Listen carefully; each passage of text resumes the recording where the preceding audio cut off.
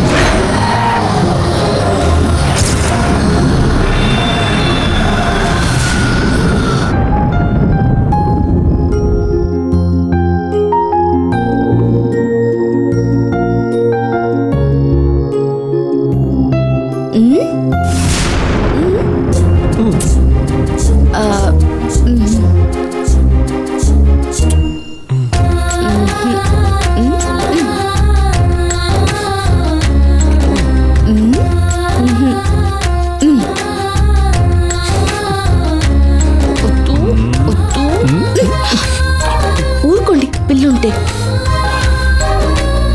చంపేస్తాను.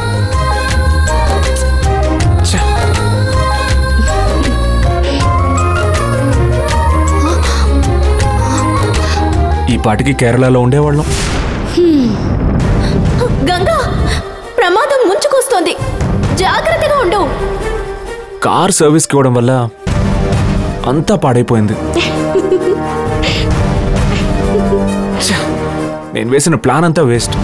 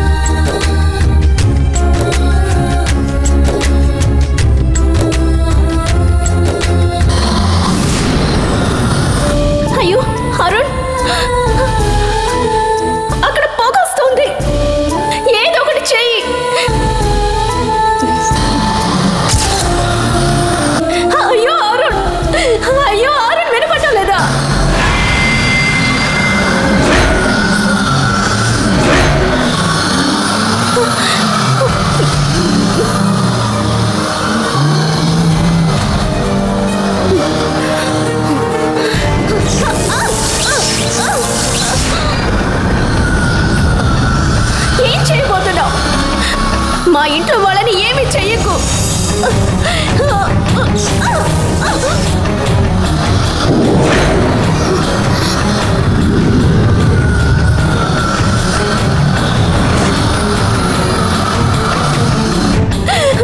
అయ్యో, ఎవరైనా ఏదో ఒకటి చెయ్యండి.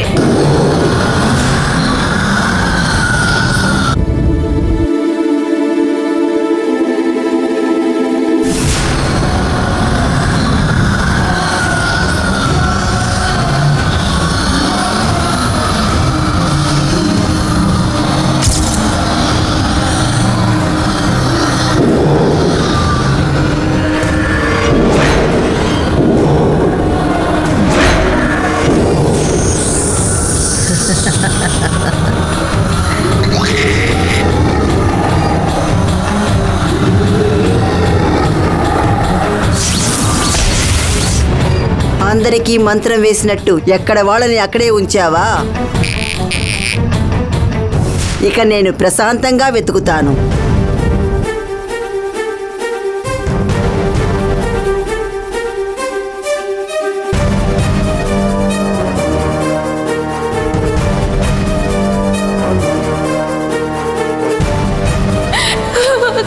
భగవంతుడా, నా కుటుంబాన్ని కాపాడు.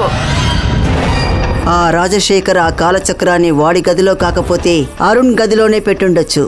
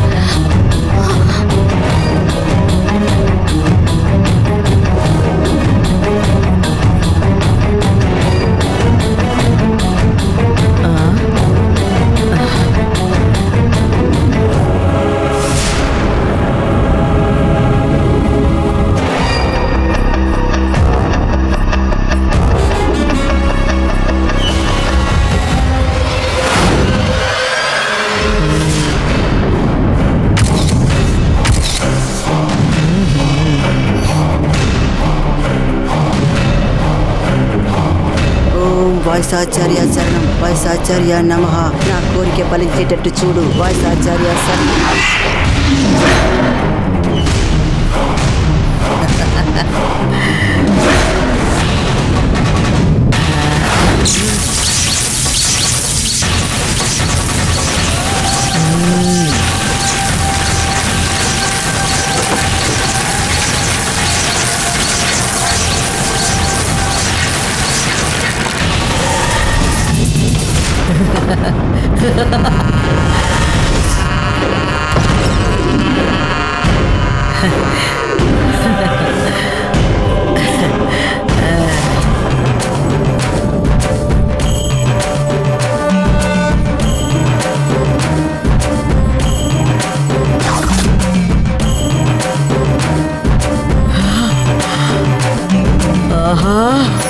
చూశాను కాలచక్రాన్ని చూశాను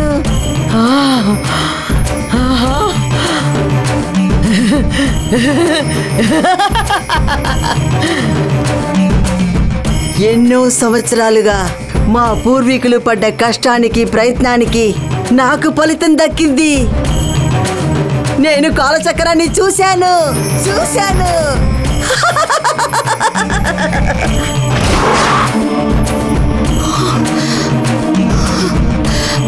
కాలచక్రాన్ని చూశాను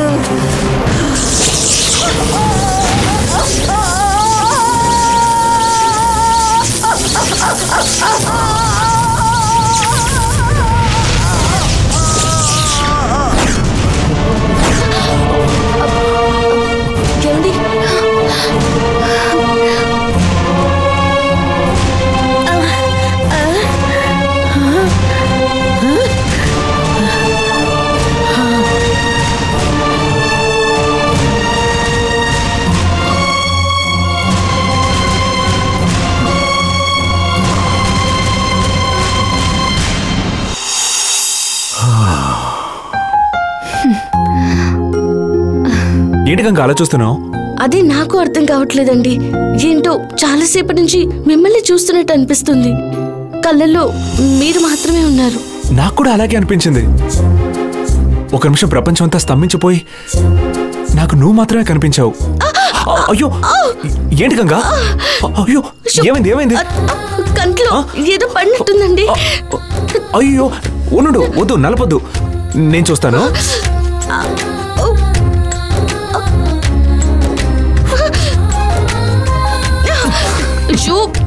ఏంటండి మీరు చూస్తానని చెప్పి? అయ్యో సారీ సారీ సారీ, కొంచెం మిస్ అయింది. ఇప్పుడు సరిగ్గా ఊతాను. అయ్యో మీరొకరు. సారీ సారీ, మళ్ళీ మిస్ అయింది. ఈసారి కరెక్ట్గా ఊదేస్తాను, ఓకేనా? వద్దు, తెలుసండి మళ్ళీ మిస్ అవుతుంది. మీరు మిస్ అవుతుంది అని చెప్పి కిస్సులే ఎక్కువ అవుతున్నాయి. నేనే చూసుకుంటానండి, మీరు పడుకోండి.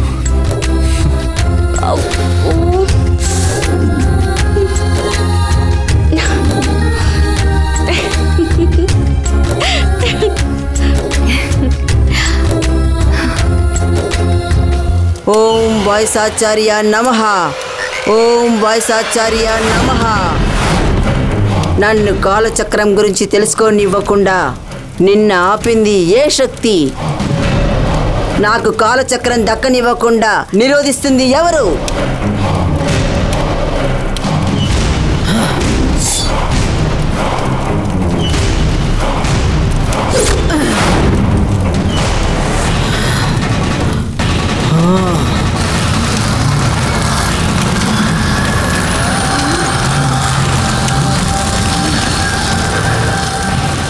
చాముండి, నీకు ఆ కాలచక్రాలు దక్కకుండా చేయాలనుకుంటున్నది, ఆ బంగ్లాలో ఉన్న కాలచక్రం నీకు దొరకకుండా చేయాలనుకుంటున్నది ఇంకెవరో కాదు, ఇంతకు ముందు నీ స్థానంలో ఉండి నన్ను పూజించిన నీ గురువే.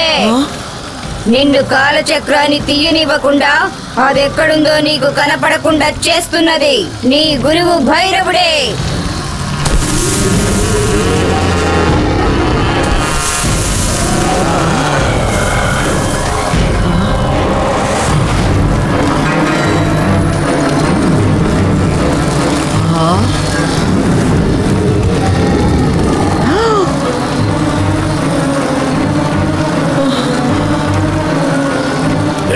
చాముండి, నాకు దక్కాల్సిన ఆ కాల చక్రాలని నువ్వు దక్కించుకోవాలనుకుంటే అది చూస్తూ ఈ భైరవుడు ఊరుకుంటాడా?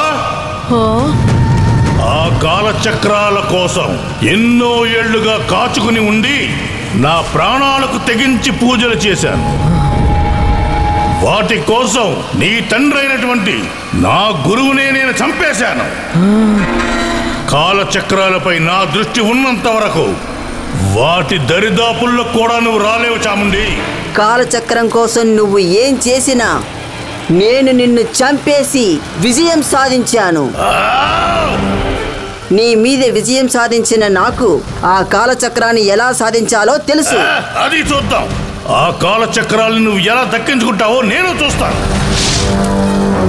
వాటిని దక్కించుకోవాలని నువ్వు చేసే ప్రయత్నాలన్నిటినీ విఫలం చేస్తాను. నమ్మక ద్రోహంతో నువ్వు నన్ను జయించొచ్చు, కానీ నా శాపం వల్ల నువ్వు నాశనం అయిపోతావు.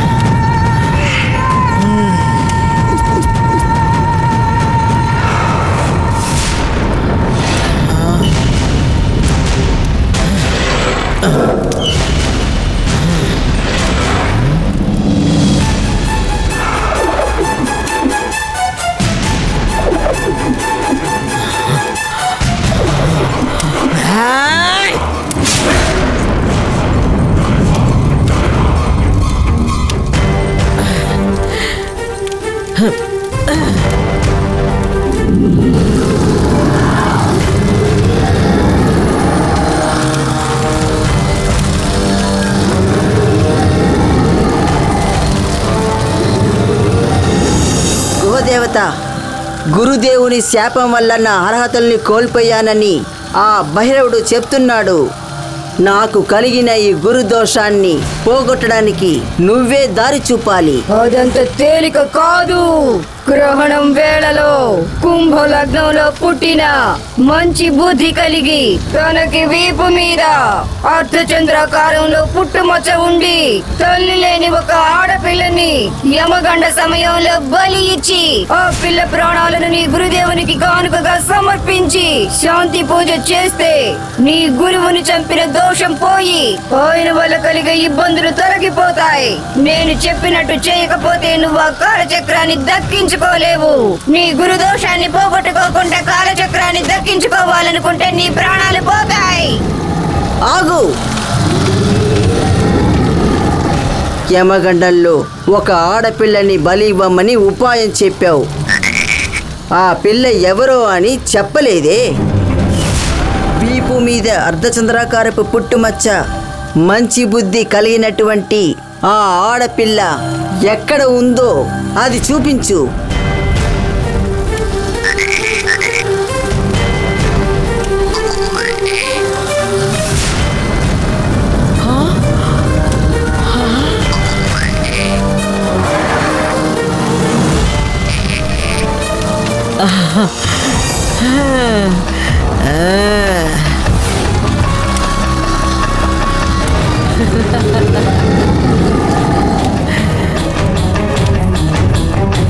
నా పని ఇంత సులభం అవుతుందని నేను అసలు ఊహించలేదు.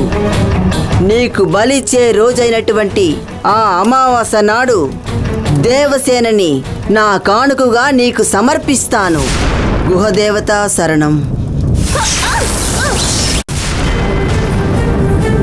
నా పని ఇంత సులభం అవుతుందని నేను అసలు ఊహించలేదు. నీకు బలిచ్చే రోజైనటువంటి ఆ అమావాస్య నాడు దేవసేనని నా కానుకగా నీకు సమర్పిస్తాను. గుహదేవత శరణం.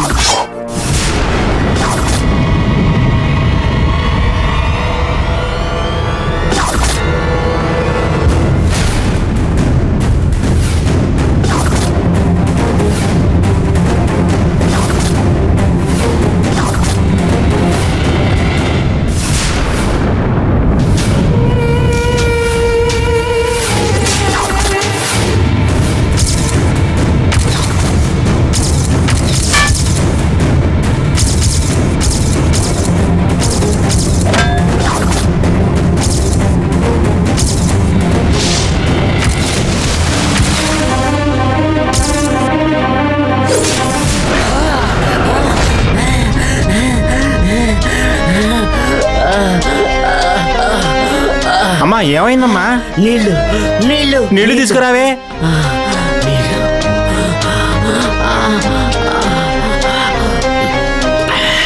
అమ్మా పోతురాజు అవతారం అయిన మీకు భయం అంటే ఏంటో తెలియదు కదమ్మా. అలాంటి మీరే భయపడే విధంగా ఏం జరిగిందమ్మా? పోతురాజు నా కల్లో కనిపించి నన్ను గట్టిగా హెచ్చరించాడు. ఏమని హెచ్చరించాడమ్మా? గంగ దూరం అయిపోయే విధంగా పెద్ద సమస్య రాబోతోంది. ఏ సమస్య వచ్చినా పోతురాజు కాపలా ఉండి కాపాడతారని చెప్పారు కదా. గంగకు రాబోయే ఆపద పగ ఉన్న చోటు నుంచి వచ్చిందంటే పోతురాజు ఎలాగైనా ఎదుర్కొంటాడు. కానీ ఆపద ప్రేమన్న చోటు నుంచి వచ్చిందంటే దాన్ని ఆపడం ఎవరి వల్ల కాదు. దూసుకొచ్చే ఖడ్గాన్ని పోతురాజు వీర ఖడ్గం ఆపగలదు.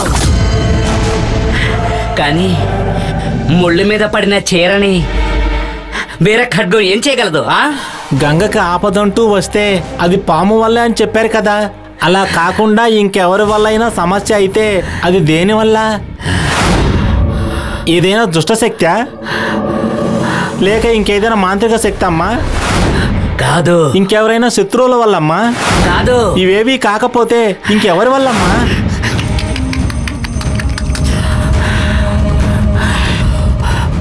ఒక అమ్మాయి వల్ల.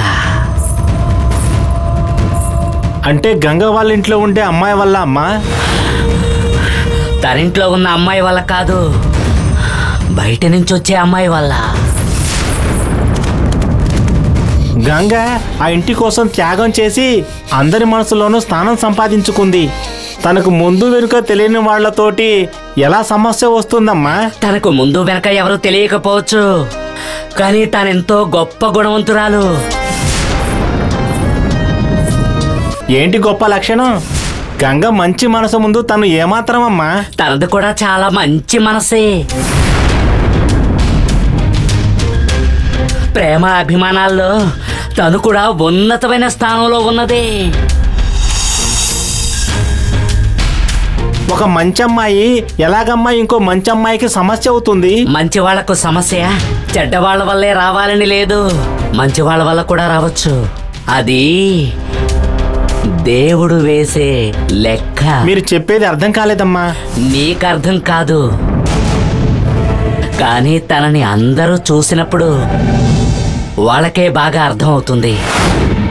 ఎందుకంటే తన పుట్టుక అటువంటిది.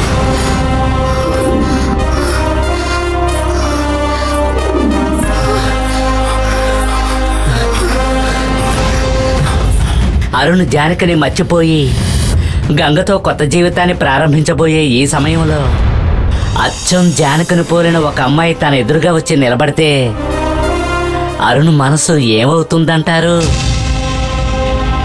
పాపకి తల్లిగా ఉండాలనే గంగ ఆ బంగ్లాకి కోడలుగా వెళ్ళింది.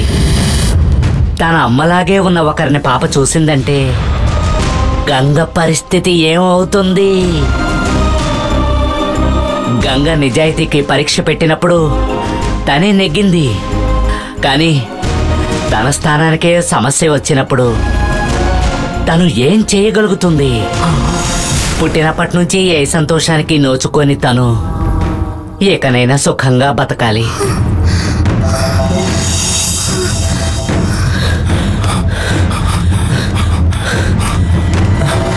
గంగకు పోటీగా తను రావాలనుకోలేదు. జానకి లాంటి రూపురేఖలతో పుట్టడం అనేది తన తప్పేమీ కాదు.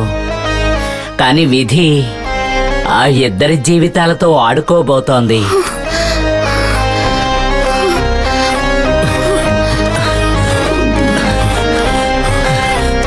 ఎవరు దోషి ఎవరు నిర్దోషి అని తెలిస్తే న్యాయం ఉన్నవైపు ధర్మం గెలుస్తుంది. కానీ వాది ప్రతివాదులు ఇద్దరి వైపు న్యాయం ఉంటే చివరికి ఎవరు గెలుస్తారు? జవాబు లేని ఈ ప్రశ్నకి తనొచ్చే జవాబు చెప్పాలి.